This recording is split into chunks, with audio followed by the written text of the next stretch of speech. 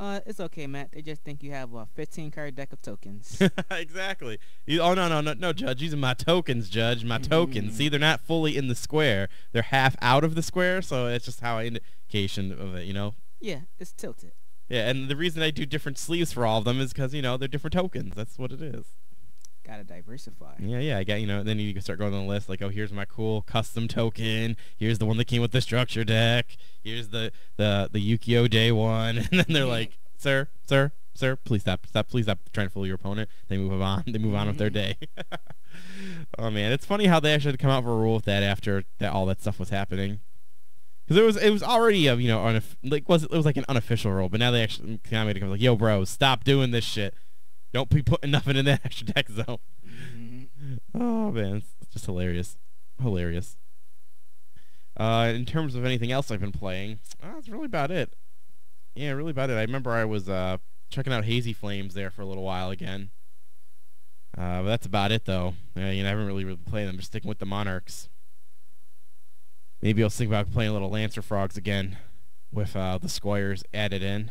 Because I've been working on that build for a little while. Because now you just run like a literal at minimum frog engine. Yeah. Just to do Rodent Totem pretty much. And then they just use the Squires as your tribute fodder. And that's bring out that Sea Lancer even easier. It's always fun. That's about all I've been playing. Yeah, so let's just get into some news of the week then. First one here is I consider it the big news, the Infinite Gold. So Konami released a advertisement video that literally just showed us what's coming in the pack. So the wiki updated with everything that was in the commercial, thank goodness. So these, I guess, technically are not 100% official because if you look at the wiki, they don't have the numbers and everything yet, but these were shown in the commercial. And of course, on the wiki, they have the added things that we saw before. So we're getting that Beatrice. So all the Burning Abyss people are happy? Yeah, definitely. Draco Slayer is getting reprinted. Black Rose, Virgil. We got the Giant Hands coming out. We got the Heavy Industry guy who also, that was a world card too, wasn't it? Yeah, Borzak. Yeah. Yeah. Then we got Ghost Ogre, which we already knew. All the Cosmos stuff. Literally all that. We got Sidespot, Good Witch, Dark Destroyer, like all of them. Emergency Teleport we knew already. Other ones we got to see were this ultimate legendary god guy. That's the one that uses the tuner monster. Yeah. That's oh man, I remember Gandhi was showing me this during the pre-show and he was like, yeah, so what are the level 8 tuner monsters? We found one. Yeah. One. And it's like that weird bird thing. One of those birds of paradise, man. Yeah.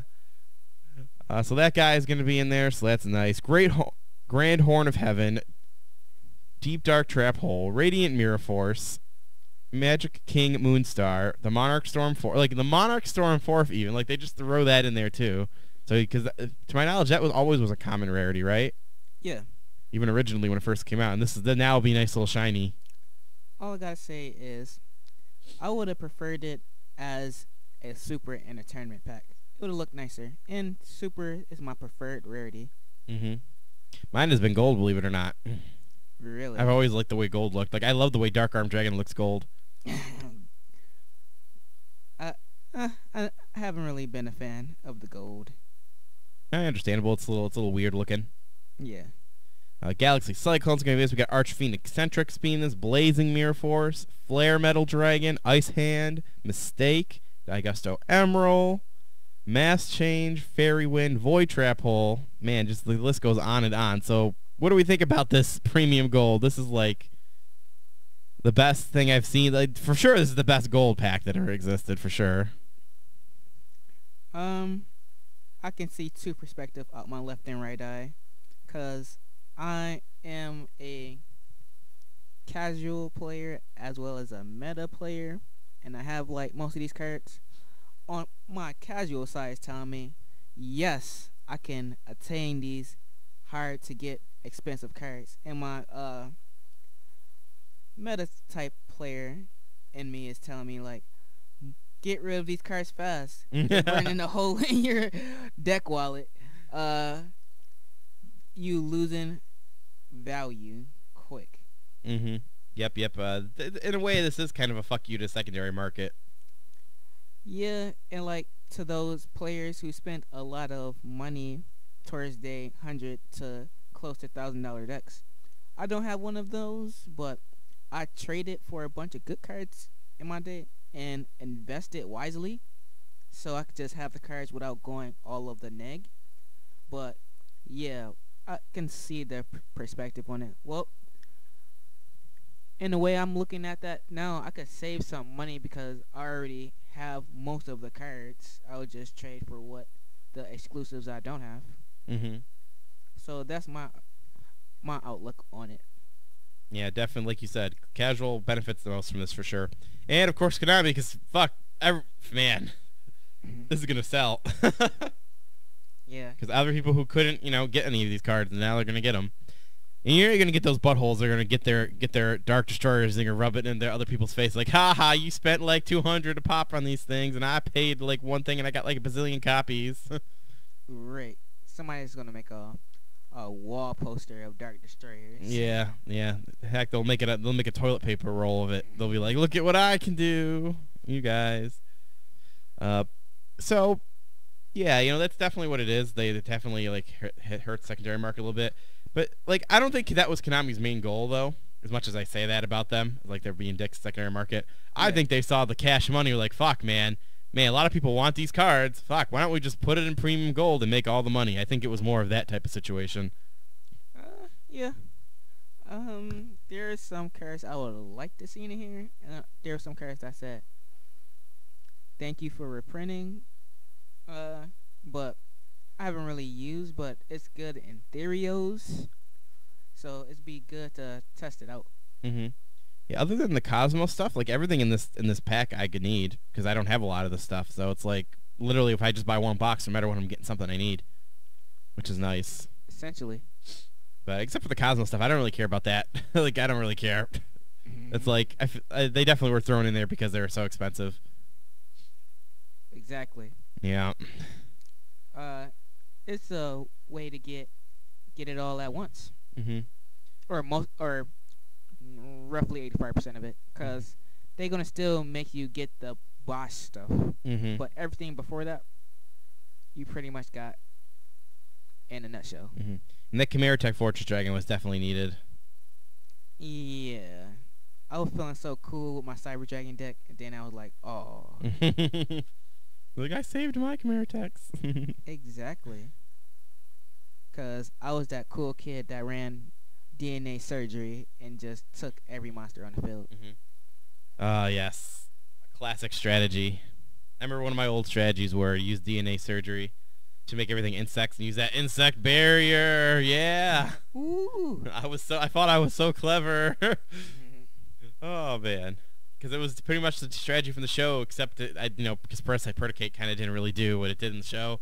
Came pretty close, but that the DNA surgery did the job, and I was like, yes, I'm like Weevil. Exactly. Yep. And then I also used to run the Tornado Wall on Yumi, too, so I was like Weevil and, was it Mako? Is that what his name was? Mako Tsunami? Yeah, that was it. Yep. So I thought I was so funny and clever, and then just run a bunch of Man-Eater Bugs all today. Best card in Yu-Gi-Oh right there. Yep. Man-Eater Bug and Old Vindictive. That's all you need. All you need. I know you could try to run the Nobleman Man-Eater Bug, but that ain't as cool. But he is, although he does pop more. So Infinite Gold, guys, you know what? I think everyone's going to buy this. Yeah. I don't see why not. No matter what, you're going to get something you need out of it. What's your top picks for this Premium Gold, Matt? Oh, you know what? Honestly, I think the Chimera Tech is one of my top picks because something that really needed to be done. Beatrice, that's the first time this is coming out in it. So there you go. That's pretty much the only way you're getting that in TCG. And believe it or not, all these horns and stuff. You get the Grand Horn of Heaven. You get the Black Horn of Heaven. Because believe it or not, some of those cards I didn't actually hoard like a motherfucker. And we can't forget about that Dark Mirror Force. Oh. Yeah, you're getting a lot of the Mirror Force cards too. Yeah. So those are my actually top picks. And actually one more too, the Galaxy Cyclone. Yeah, that was a pretty toughie to get. Even for me. Because, like, nobody wanted to trade those. What, the Mirror Forces? No, or the Mirror horns? Forces is all day. Horns is easy all day. But the Galaxy Cyclones... Oh, Galaxy, okay. Yeah, no one wants to get rid of those. Yeah. Even with Twin Twister coming out, they're like, no, we got to keep these just in case. Exactly. But my top three are exclusives. Oh 'Cause yeah, I have everything. I already think I know. Uh, gotta get my giant hand, cause it's generic, good. 4. Um, I would like a Beatrice just cause. Yeah, yeah. But Monarch's freezing, cause I play Monarchs, and this is one of the supports that's really gonna take him off, cause it's a good spell card that answers problems. You mean the freezing's in the premium? I'm crossing my fingers and hoping we get it, Matt. Yes, I know what you mean. But that Dark Advance is the one that's coming in the premium gold. Yeah. The freezing's coming in the premium 18. Or yeah, it's in premium 18, but we're supposedly supposed to get most of the stuff from premium 18, but don't quote me on that. I say, well, yeah, it could still come in gold because what is this? Technically, it still is in a defined list, Yeah. so we could still get it in that. But yeah, that's Beatrice. I don't blame you. Yeah, again, I'm excited about that too because we got to have that, and because she has cool art. Yeah. And this is the closest thing to a lava chain we're gonna have for a long time. Yep. Oh, I didn't even know. And oh wait, M7's coming in gold as well. Yeah. Oh my goodness, Gandhi. Everything I need to get is in this. I just need to buy 2 of these, and I'll probably get everything I need. Yeah, I think so. Oh my goodness. The best set ever, as most people would say. I know. If we would have redid our list, I might have put this above Bosch. For reprint value alone, I'm one of the players that didn't buy any of these cards because I was like waiting because I knew one. Essentially, with 2 or 3 boxes, you can build a gold deck and just play that. You can build a deck right out of this gold set. Essentially, you could say this set got the Midas touch. Oh, that's a good one. A good one. Yeah, you can. Actually, you really can. Because you look around here, you can almost make a full Burning Abyss. I actually think you can. Let me see, Dante. So you got that. Because you got the main essentials, plus you got staple cards. That's true. It's Scarm in here. You could make a functioning. You could just make a functioning Burning Abyss deck. May not be optimized. But actually, no, God, you can. Look at this. You get Seer. You get that. Oh my God, you get everything. I think. Graph. You get. Oh my goodness, I think you could. Yeah, you could totally make a Burning Abyss deck out of this. Because you like you said, you get the staples, you get the extra deck, you get pretty much all the Burning Abyss. Cosmos, you'd be a little rough, but you could, make something that could be played at least. If you know what I mean. Yeah, premium gold. This is going to be good for all the casual people. I'm buying the shit out of this. I'm going to buy at least 2. And be happy. Be happy. Yep. All right, next news is some drama llama. So, YCS Prague, that's a country in the Europe or something like that. There was this guy who did some cheating at the event, and it was caught on the live stream. And it's been a big topic of discussion recently because they want to know if the event, does it even qualify? Should it even be still win everything and like that? But recently, after all the people were talking about this, he actually did a deck profile video where at the end of it, he responded to the allegations, as his homie next to him said, of cheating. The only thing he recognized was the fact that he did a normal summon. He did an additional normal summon in one of the winning matches. Yeah. At the end, and then he didn't recognize any of the other things that were put out in these videos of people showing him cheating. This actually made people upset, and it brought up the whole discussion about cheating in the high level again. This discussion came up a while ago, because I want to say it was like, wasn't it Patrick Hoban that said all those months ago or maybe years ago, says, yeah, all pro people cheat. Everyone get over it. It's how Yu-Gi-Oh is. Like he said, and that brought up that discussion back then. But now everyone's kind of talking about this again, the cheating in the high level. So I definitely want to get your thoughts on that cheating in the high level, Gandhi, if you think it's something that truly happens, if it doesn't, or it's a necessary evil sometimes for some of those players because they're so committed to it and they've got to perform or else they ain't good or something, or some ego thing. There's definitely some pressure moments to it, and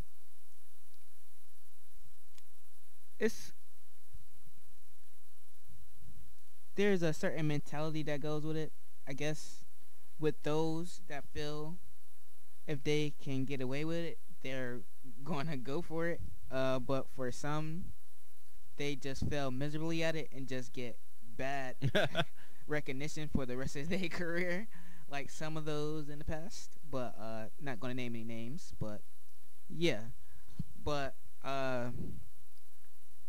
this uh, this would probably be too hard in the later rounds, but I'll probably see this going on first first 4 rounds of a regional or a big event facing uh in my perspective, if I was that pro player, nubs. And they don't know the full card interaction and rulings, so you can just soft cheat them away towards your victory. Like basic rulings like Hell, just simple stuff like, I know this is kind of a dumb example, like basic rulings of like Book of Moon and Spirit Reaper. Basic stuff like that you would think everyone would know, but sometimes people still like let it get destroyed, you know? yeah, sure, go with that. And like forgetting to bring a like a rescue rabbit back, and they'll just keep it in the bandage zone. The opponent will forget, and the other player just won't say anything, and Mhm. just up, tacky for game. Mhm. And but you forgot to bring back that rabbit, or you were supposed to bring back that rabbit. Mhm. Just situations like that in this aseptic game state Mhm. that I like to say. But yeah, it happens. It just more of a need to bring to, in my opinion, just raise the casual awareness, just to be more of an informed player, Mhm. and just knowing what you can and can't do, can and can't do. Indeed. My whole thoughts on it. First, we're going to talk about the cheating part of it. All right, so yeah, Yu-Gi-Oh! Guess what, guys? People cheat the high level. I would think I would debate people would cheat the high level more because there's more on the line in the stake. Reputation, I'm a good player, blah, blah, blah. And, you know, I believe most of it is that soft cheating, like you said. Yeah. It happens, you know. They're going to take advantage of the opponent. If they don't know a ruling, they don't know a ruling. If they don't know that that's supposed to come back and it's both players' responsibility to make sure mandatory effects go off, they don't know, you know. I believe that happens regardless, even if, like you said, probably mostly in the beginning rounds, and then most of the top players know what's going on, so they can't do that. Then you've got like the hard cheating stuff. Like one of the examples in this, the Prague winner, you know, he was supposed to send his perform mage guy to the pendulum zone, but he sent it to the graveyard, and then he immediately activated instant fusion for the Norden, and then targeted the mage, and it was the only valid target he would have ever had in his graveyard. Yeah. And he could. Some people were saying, well, he could have synchroed. I'm like, well, no, because the guy, when he doing his deck profile, there actually knows valid targets for Norden for him to bring out any level 5 other than Nat Beast, which Nat Beast was already out of the picture apparently during that match. So it comes off to me, that clearly comes off to me as a situation of, hey, I'm already losing this match. Let me see if my opponent will notice. That's honestly what it comes off to me as. And he did it. The guy didn't say anything, and it came back. He made his rank, whatever. I think, I think he made rank 4. I think that's what he did. And then he proceeded to win that match because he was already in a losing situation. And I could debate that that's what actually brought him back. So things like that is what makes me think suspect that he intentionally cheated because he was just going for the whole situation of, hey, let me see if my opponent notices. And if he doesn't, hey, good. And if he does, well, I already lost anyway, so it doesn't really matter. Let me cut you off there and play devil advocate right here. Go right ahead. Here's an argument I've been hearing around. With these skill-based meta decks and that have so many card interaction and combo pieces, the turns could be long and drag on, and you could honestly forget. But it is like that sometimes, because depending on what deck you're playing, like Monarchs, they can have you in a lockdown situation. You really got to think about your turns just to see how you can play around it and just come out of the situation on top. And it playing against decks like that, because I know I've been on both sides, it really requires a higher skill set to really focus in and just make the optimal plays out of there, and just win the duel and on from a losing stand front because usually you will be like your deck usually take like 1 or 2 turns to win. You're playing meta, but you're getting slowed down out of your pace and playstyle. So you have to intuitively get your own engine going back up when you're being held down by floodgates and anti-meta monsters like your Majesty Fiends and whatnot. So yeah, I can see it on both fronts. You need to add to your devil's advocate argument. People also forget that let's see, this was a 3-day, was like a 2-day event. He just played like 10 bazillion rounds, and he could be fatigued and forget. Like that's where I think like some of those normal summons happen. I could totally believe those were not purposeful cheating, like the additional normal summons. Because again, he was playing like that was probably like the 10th round of the day or whatever it was in the finals or whatever, and he was just playing match after match. He probably didn't get enough to eat. He was a little tired. His hotel room bed was nasty as fuck because he's probably rooming with like 20 people. Yeah. You know what I mean? Yeah. So that to support your devil's advocate, maybe it was just fatigue. Normal fatigue happens, especially at these YCSs and stuff like that. Yeah, and like for some of the YCSs and regional events I've been to, when you don't finish your match in time or happen to go into time, and then after you come out of that, you got to go exactly to your next round. It just don't really give you like a recovery period. Indeed. So Indeed. you kind of redrain into slow on the rebound. Mm-hmm. Now to go back on my side of the discussion here, where I totally believe, as I just brought that up, that could have been a situation for in his case. When there's multiple matches and the normal summons happen multiple times, and then that whole instant fusion play, that's so many red flag warnings. Like if it happens that many times, though, at what point? I was like, no. At what point do you think it goes in the realm of I'm pretending that I don't make mistakes? You know what I mean? Yeah. Because that's where it's tough to decide. So my answer to all of this, especially with the streamed matches, which blows my mind, is they don't like. I actually haven't watched a recent YCS stream. I actually didn't watch this one live, but don't they? They should have judges on the stream matches standing right next to both players. Wouldn't they notice that? You know what I mean? That he did an additional normal summon, that the perform mage didn't go to the right zone. You know what I mean? I think for at least for the stream matches, why aren't these YCS people have judges dedicated to the table? That's my answer to this situation for this particular instance where he accidentally cheated or intentionally cheated. For these big events, I would probably say from the opposite end. Because looking onward, if Chris were here, he'd probably say something similar to this in this fashion.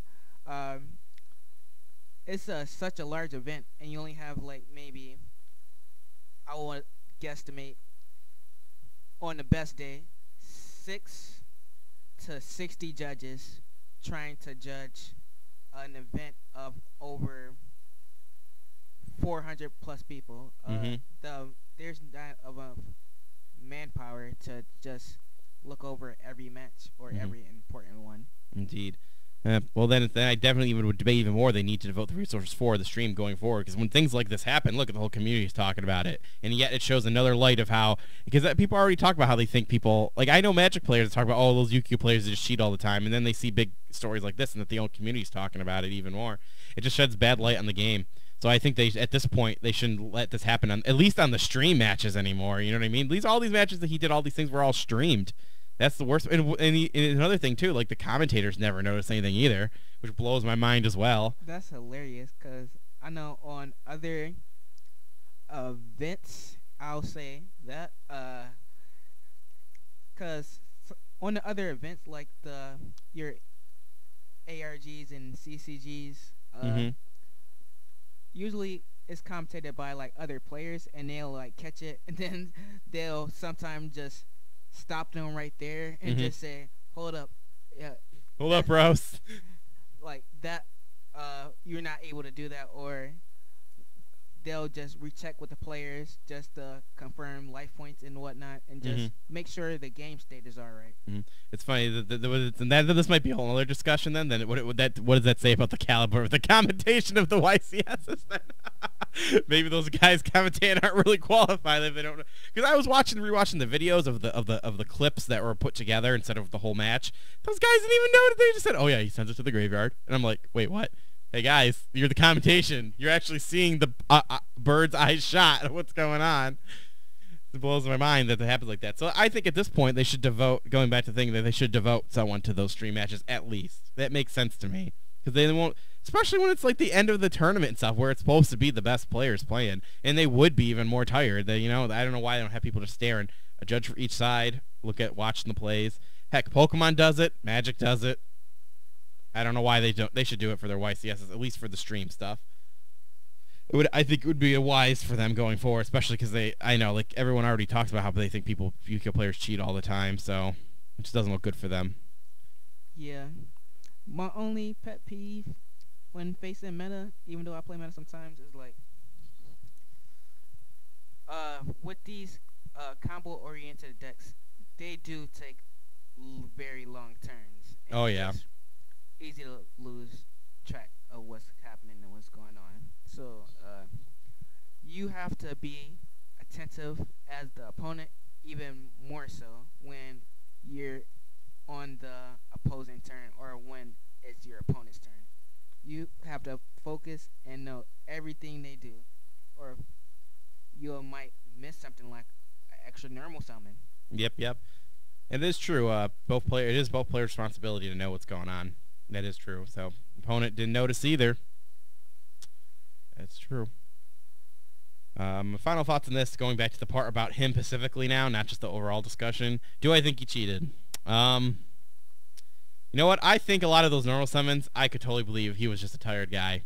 I could totally believe that. But then when it happened 3 times, and then the instant fusion thing, I don't know. It brings up suspect. What I think it should have happened in his response video. Here's what he should have said: "Hey guys, I was tired. I made a mistake. All those mistakes I made were mistakes, and I apologize to my opponent." That's what he should have said. He didn't say that. He said, "I'm sorry for that one normal summon I did."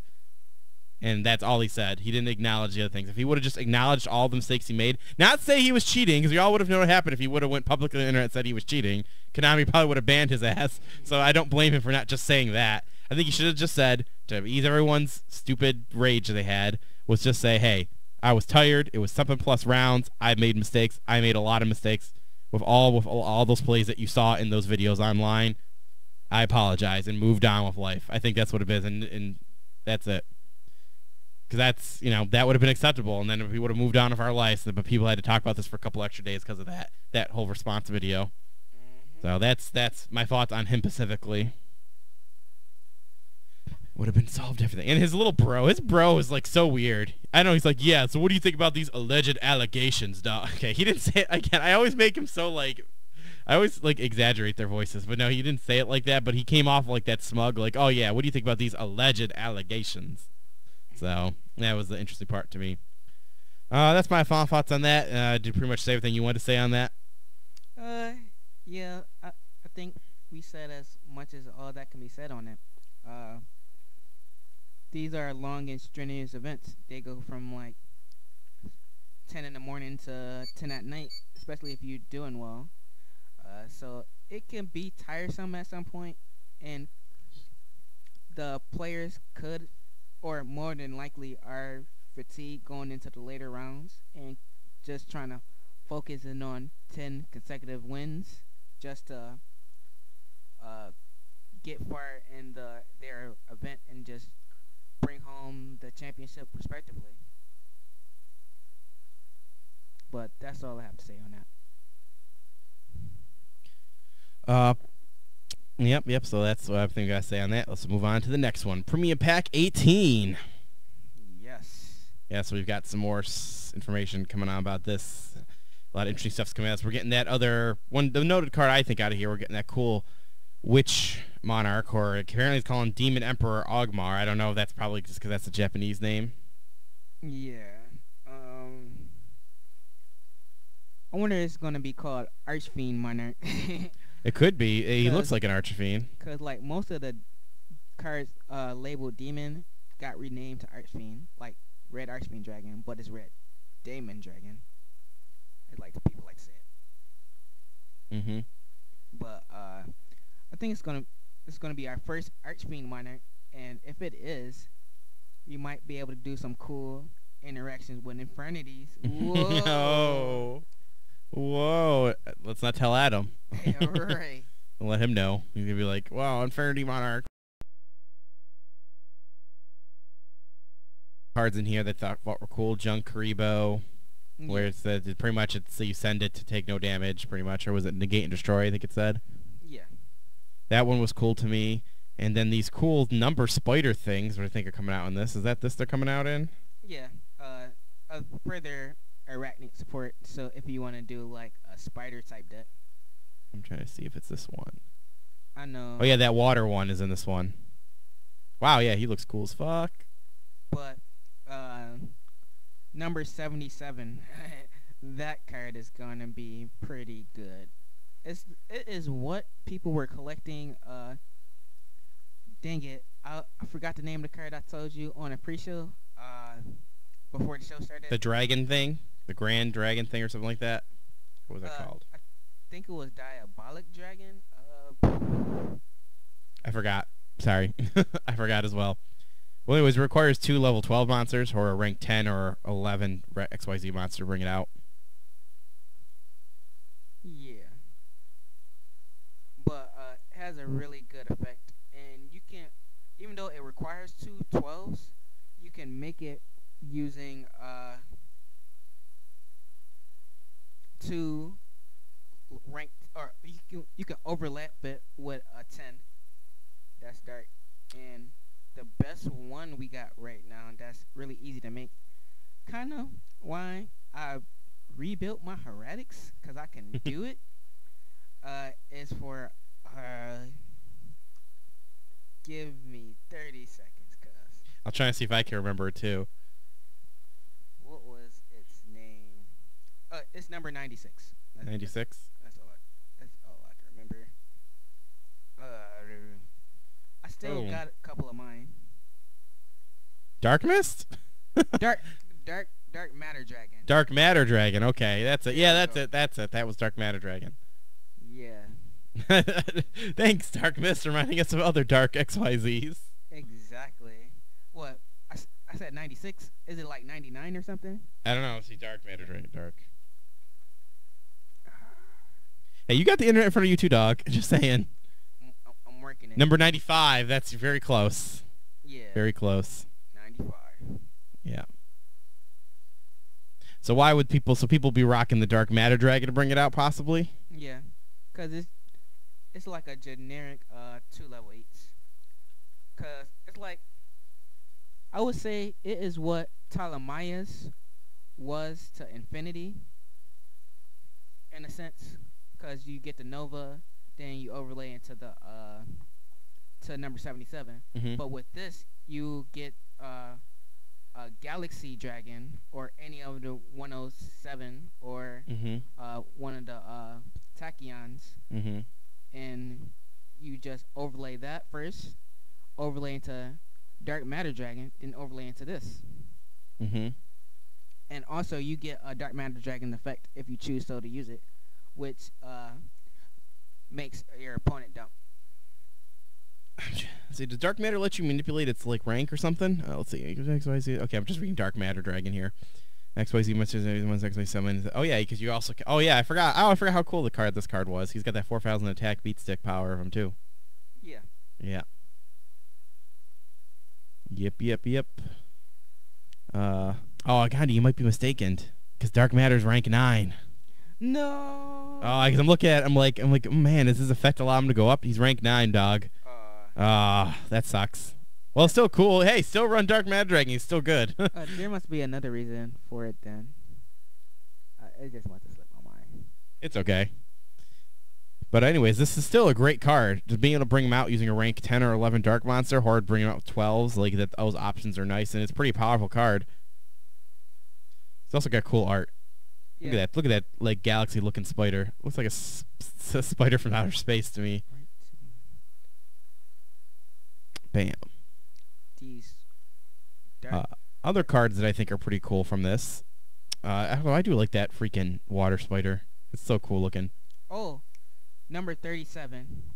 37. That is the water spider. Yeah, that That's one. pretty awesome. I like his art so much. Like, he's like a shark-looking spider, man. To me, this card is gonna replace 101 and water decks because it's vastly superior. Yeah, it is, because when you put this guy is, because when you declare attack, touch one material from this card, yeah, that's pretty nice. Yeah. Woo! And it spawns back a monster when it's destroyed. Man, rank 4s are the best, man. I think you're right. We need more extra deck space. Yeah. Rank 4 decks are like, I have too many good choices. I know, right? Another card that was coming out in this is another Monarch card. It's a trap card. It's called Dark Events, but I don't know if that's gonna be the official version when we get it. It's basically like a escalation and a regular normal trap card. You target one 24 monster with 24 attack and defense in your graveyard, add it to hand. And if you do, you immediately can tribute summon for that monster for a 24 attack monster or more, meaning anyone from your hand. And attack position, but you only can activate once per turn. Yeah, so he lets you target one monster, bring it out, and then you contribute immediately. It's nice. Pretty good utility. I think this might, if we get it, replace Escalation, or I might drop Escalation. I might still keep it at 1 and just run 2 of these. Yeah, what's interesting about this too is that you don't have to. It says you can tribute summon a monster after it happens. Yeah. So you can use it just to bring back a guy if you really want to. Yeah. But I like that disruption on their turns. Think about it, man, bringing back your Majesty Fiend. Oh yeah. That'd be nice. Or your Quill Forth monsters that somehow got into the grave. Right. Oh boy, those guys. 24 attack, 1,000 defense. Oh man, that's funny. Yeah, that card is another one I'm excited for as well. It's very interesting to have a normal trap version of that to bring it out, because if you have the additional ability to tribute immediately, bring back a monster is nice. Heck, debatably, it's a monster reborn for them. Debatably. Yeah. Comboing this with Prime, you can pretty much say it is. Oh, Prime Monarch. Oh, so good. So much utility. God, you think about it, bring something back, then you have your Prime to bring it. Oh man, so many things, so many tributes. There's too many ways to build Monarchs. How can we figure out the most best build? It's impossible. It's so hard. There's so many ways to play it. Yeah. In that respect, it's kind of harder to counter since you can almost indefinitely switch it up every week. That's what I'm doing. Not a bad idea. Never know what they'll never know what to expect from you. Exactly. Yeah, so a Premium 18 looks pretty cool. Not too bad. Not too bad. Any other highlights that you like about Premium 18? Those are the ones I like the most. There are a lot of other cards in it, but just those are the ones I like the most. The last few I would like to shed light on is Shining Hope Road for you Utopia enthusiasts. Basically, Utopia gets a Heraldi reborn, essentially. Or Heraldi's Crest. It's that, what it basically is like a mix between that and Rekindling. It lets you special summon 3 4s from your graveyard and XYZ into your Utopia monster immediately. All in a normal spell card. Thank you. And it's gonna be at 3. Man, that's nice. Being an instant bring things back, pretty much. Essentially.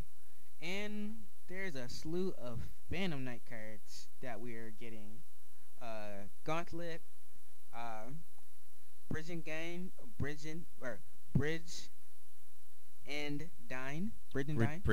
Sure, we'll go with that. That sounds right. and Tomb. They have a variety of effects like dumping more of your spell trap cards. There's one that becomes a monster in your graveyard and it can like prevent an attack. And then there's one that just filter your cards back into the deck. I mean, yeah, from your bandit zone. Doom Shield is cool. It's one of those that says it's not treated as a trap when it's a monster, when it's one of those trap monsters. Man, they're starting to do that now going forward, I think, for all the trap monsters, so they're not all that, so they can't be MST'd anymore. Yeah. Man, blows my mind. Things are changing. Yeah. Oh, yeah, you can't forget about the Emperor's Freezing Air. That's where this one's actually coming in. This card is always treated as a Monarch card. Yes. If you control a monster with 24 attack or more attack and 1,000 defense, target one set card in the field, destroy it. Also, you can banish this card and one other spell, Monarch spell or trap card from your graveyard, then target one set card in the field and destroy it. So that's a pretty interesting card. Indeed. I was looking at it. Oh, I forgot to tell you the card I was thinking about comboing with when I read it. I was thinking about comboing it with something tornado. Wild tornado. There you go. Because when you destroy Wild Tornado face down, or whenever it's destroyed face down, you pop a face-up card on the field. So you get essentially 2 extra pop. Okay, so whenever you destroy, okay, that's cool. Just when you play in those pendulum decks that don't really settle out of back row, they just leave their scales face up. Mm-hmm. And just maybe monster board. Yeah, pop something set, then have your Wild Tornado destroy something else. That's not too bad. Yeah. I always like those starter deck exclusives. You do. Yeah. Just like those Dice Foons, man. You never know when those will come in handy. I don't know if that's a starter deck exclusive. I'm just saying that. That's just something that made me think about that. Well, it did come in a starter deck. Dice Foon. All right, so that'll be news of the week. So we're going to move on to the state of the game here. I have a couple things in the state of the game that I wanted to talk about. Quill 4 Monolith went up in price. And the reason that is because, well, 24 attack, 1,000 defense. And that's the only answer I have for you. I don't know if it went back down. That was a while ago when I saw it went up, so it probably went back down again, hopefully. It's still between 20-ish to 30-ish. But I don't... It's not notably should hold its value. Clifford's has been power creep to the max extent. I think the only way that they'll really notably come back is if they give us at least 1 towers back, or Scout goes to 2. That's the only way I can see it really doing or having a major impact or gaining a major following. Because Cliff Forts, in my opinion, are like a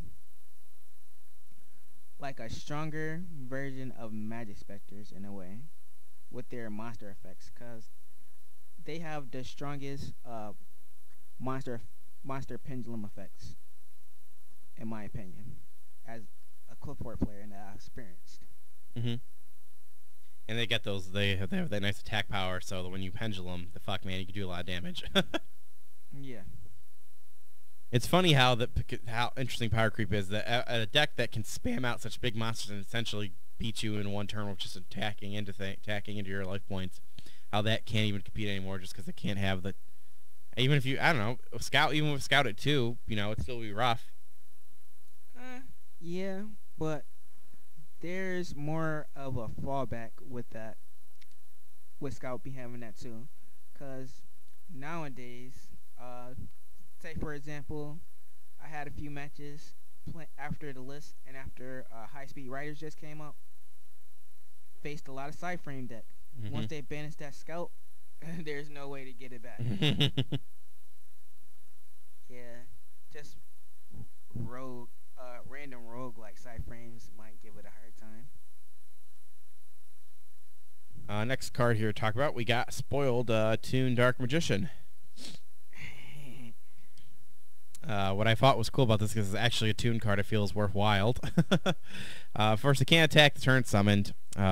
Okay, I think I should explain. It's a toon monster. It's level 7, 25 attack, 21 defense. I think people know Dark Magician stats. Got to. Yeah, so it can attack turn summon. While you control a toon world and your opponent controls no toon monsters, you can attack your opponent directly. Other effect, once per turn, you can detach one toon card. You can detach. Jesus, sorry. I apologize. Once per turn, you can discard one toon card or Manga Ryuran from your hand to activate one of these following effects. Special summon one toon monster from your deck, ignoring its summoning conditions, except Toon Dark Magician, or add one toon spell or trap card from your deck to your hand.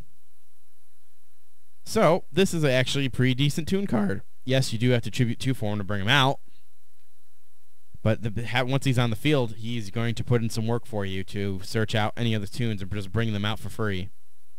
Which I like that effect about him a lot. And being able to search out those spell or trap cards. Now, I don't know how long he's going to stay on the field. I don't know how long he's going to stay on the field, but I think it's a really good card, and it's a step in the right direction. Maybe my only nitpick about the whole toon things that they're doing, I feel like they need to actually just come out with a bunch of good toon cards in one set instead of just giving us 1 or 2 per set, because it feels like it's going to take forever before toons will still do anything.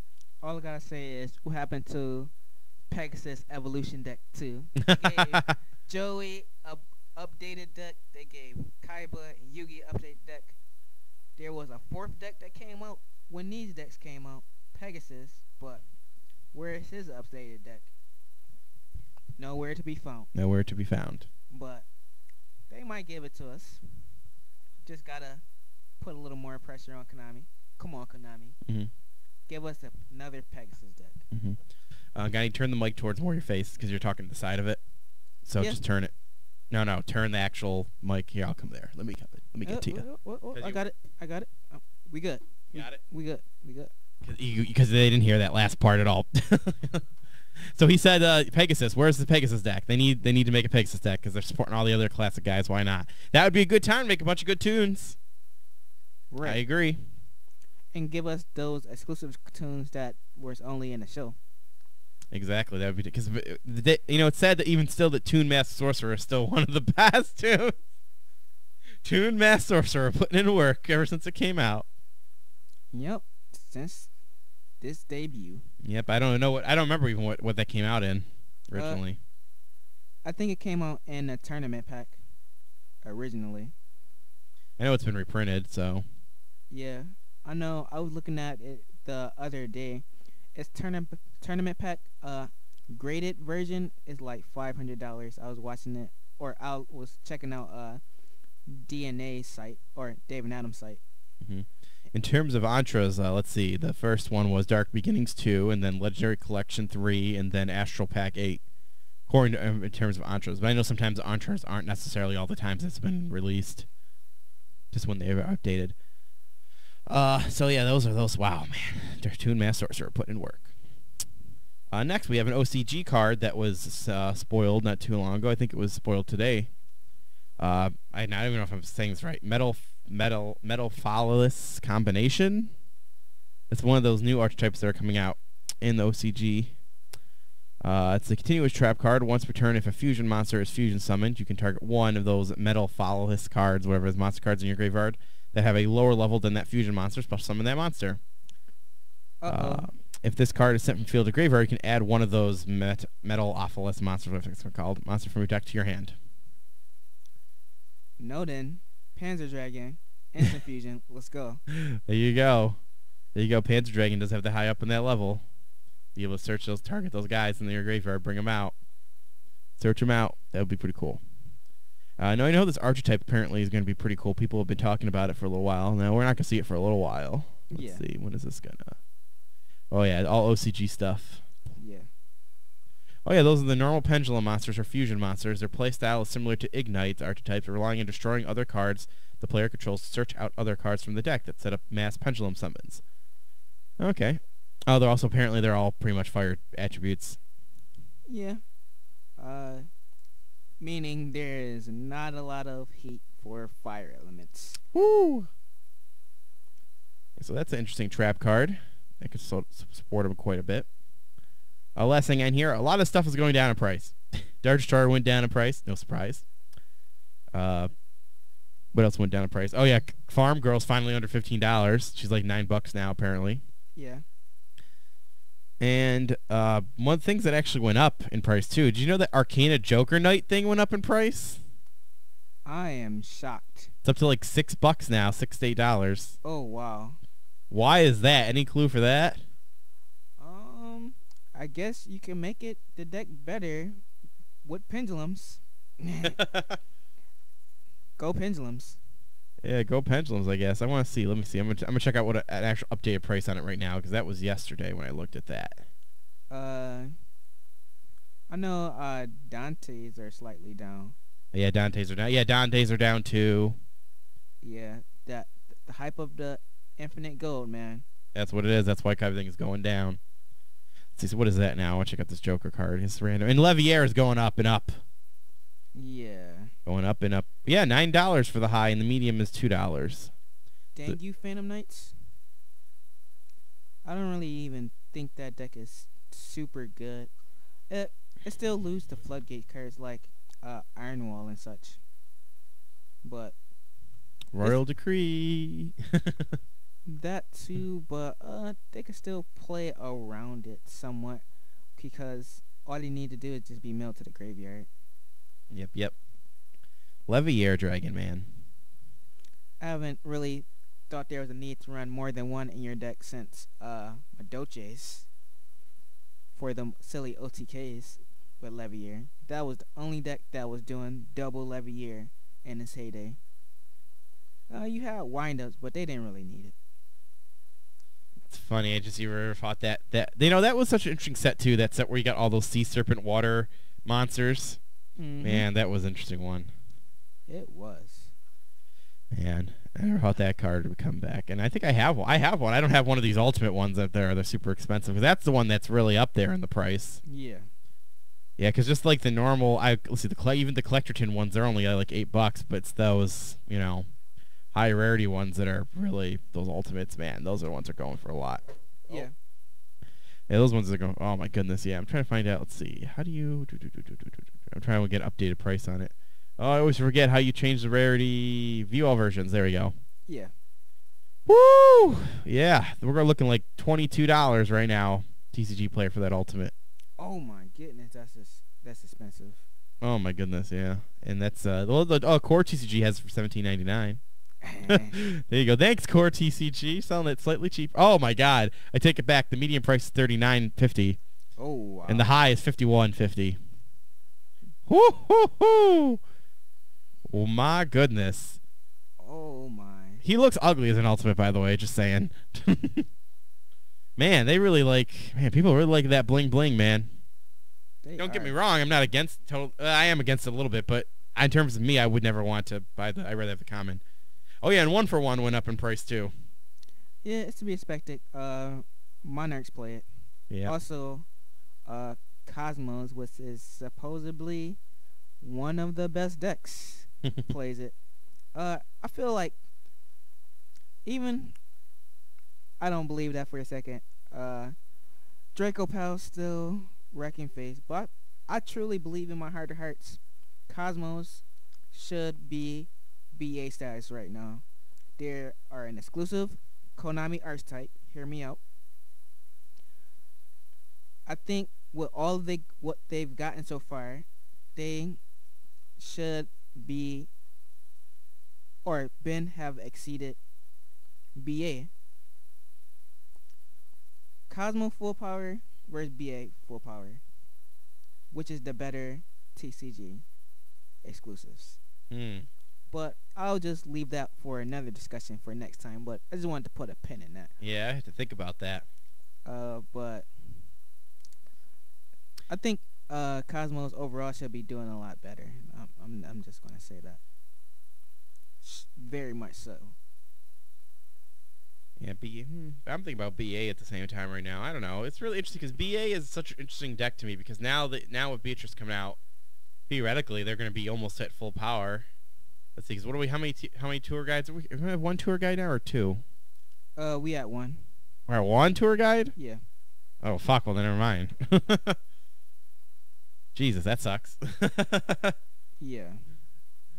Man, BA. Then they got the Rhino now too, and it's just like I feel like BA should be like I don't know. I think I should pick up BAs. They might be in that status where they're like still good, but they're not like up there. I don't know. Yeah, it depends on the build. And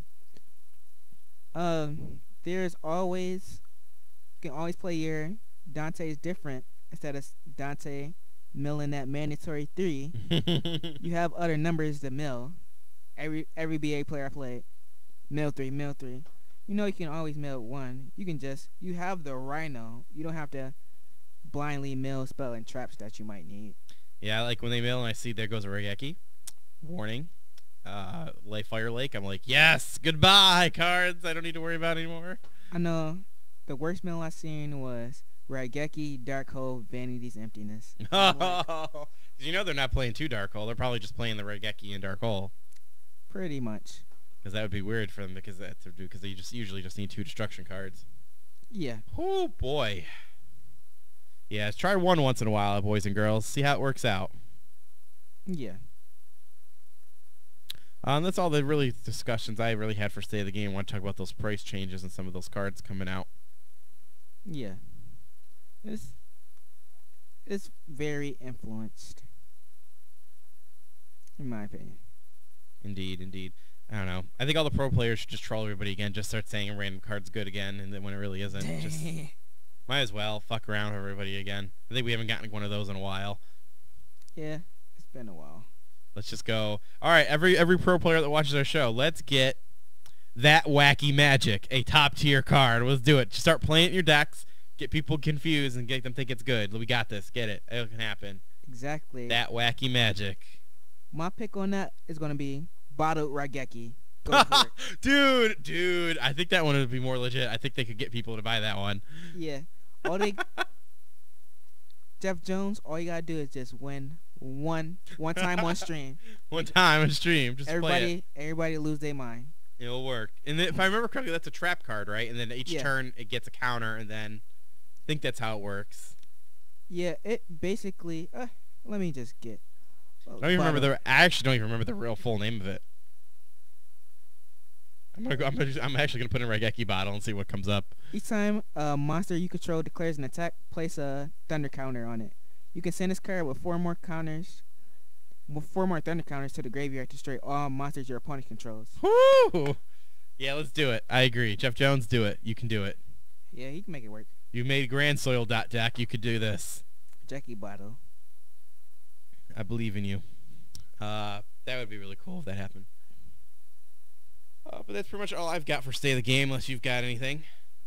Nope. We are pretty much good on that. Yep. Oh, I do have one side thing.